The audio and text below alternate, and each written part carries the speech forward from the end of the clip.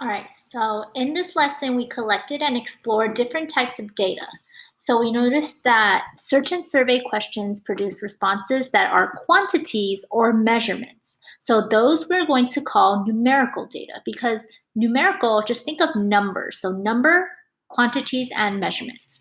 Other questions produce responses that are not measurements or quantities, but can be sorted into categories. We call these categorical data.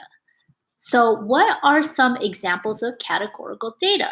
So, a question I can ask is, what is your favorite color? So, if you ask what my favorite color is, I would tell you purple. And other people would say blue, red, and different categories. So, that is why it's called a categorical because it's not quantities, it is sorted into categories.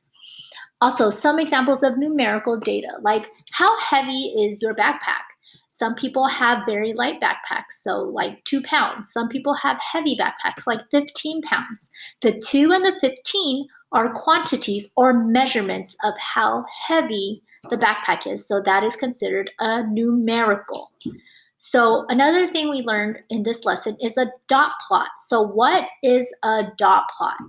So a dot plot is a representation of numerical data.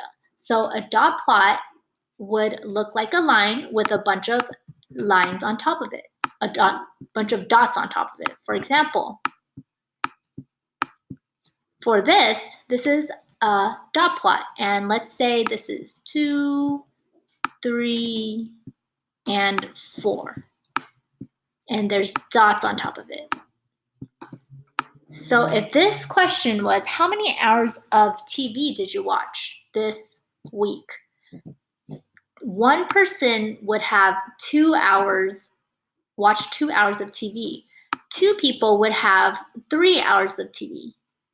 And no one would have 4 hours of TV. So that is what it means when it's a dot plot.